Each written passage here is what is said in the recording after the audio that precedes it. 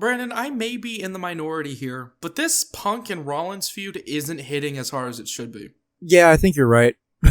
Don't get me wrong, I definitely see potential, but I think this is one of those feuds that is going to be steadily burning all the way up until WrestleMania. Maybe even a Mania main event. Which, I mean, that's sort of CM Punk's whole thing right now, that he wants to main event WrestleMania, so they're probably just trying to pace it out very carefully. Like, they haven't even really touched base on any of the Shield, they just, like, lightly referenced it. And that's what a lot of the feud has felt like so far, is just very lightly touching on stuff. Personally, I do not like that. I would rather they go all in, and then they think... Punk already tried that when he went to AEW.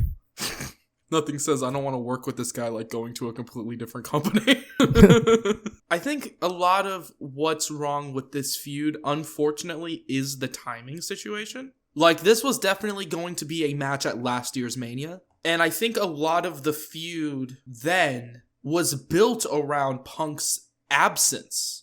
But he's been here for a year? I think they're sort of pulling back on that a little bit. Last week, they sort of touched base on going back even further into, like, 16-year-old Seth Rollins asking CM Punk to train him to be a wrestler, and then yada yada yada yada. They're trying to add layers, and where the layers sort of make sense, they're sort of fitting them in at the wrong times. The whole 16-year-old Seth Rollins asking CM Punk to train him and all this shit, that should have been, like, in the, like, first promo after Punk came back and they were both in the ring together. Yeah, they're definitely trying to pivot the tone of the feud. And where they're pivoting, they could get it to a boiling point where it's justifiable to bring back the 3 stages of Hell match. Oh, shit. And it gives reason for them to put it in next year's game. That's the true goal of this conversation, is to get it in the game. Honestly. Anything I ever want in wrestling is so that it gets in the game. At this point, for real. That's the secret agenda of Project 1028. 2K, if you're watching.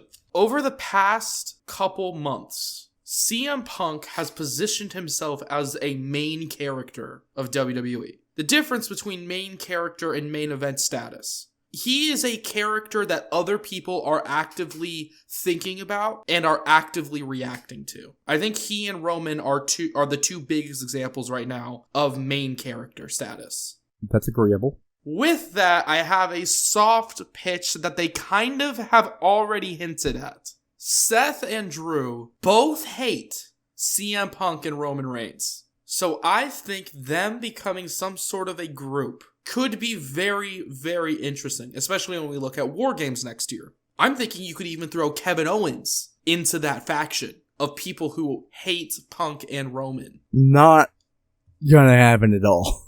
Not gonna.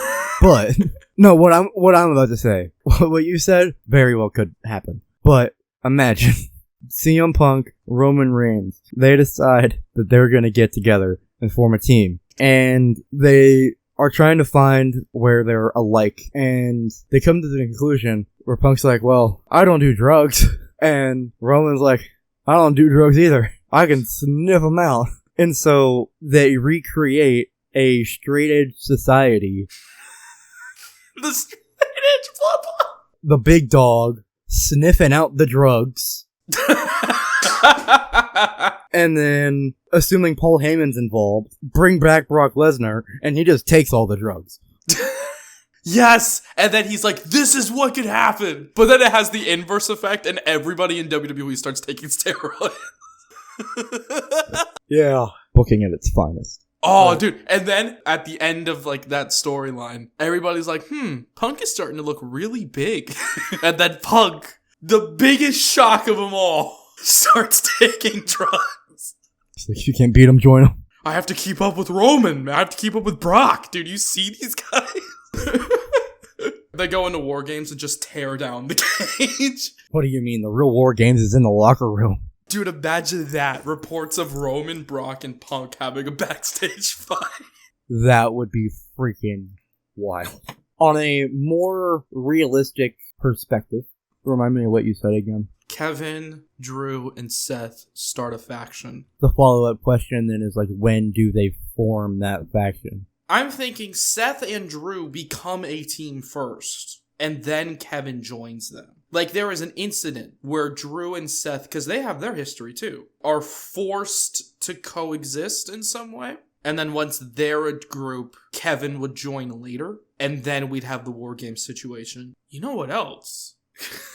God, I don't like that laugh. Kevin and Seth, aren't they both like Triple H guys? Maybe the swerve.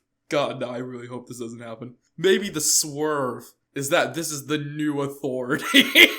Oh my god, and he secretly really hates Roman Reigns, and he obviously hates CM Punk. Holy crap, maybe this is a Triple H thing. He's just watching this video like, son of a bitch, you better shut the fuck up. This video gets taken down. Yeah, right. If this video gets taken down, you know. Don't do drugs. Unless you're CM Punk, Roman Reigns, and Brock Lesnar. In which case, exclusively take drugs. Food is no longer a concern for you. I think that's a pretty good video. We had CM Punk taking drugs. We got Brock Lesnar taking drugs. We got everybody taking drugs. This is a good video. I don't know what else you need.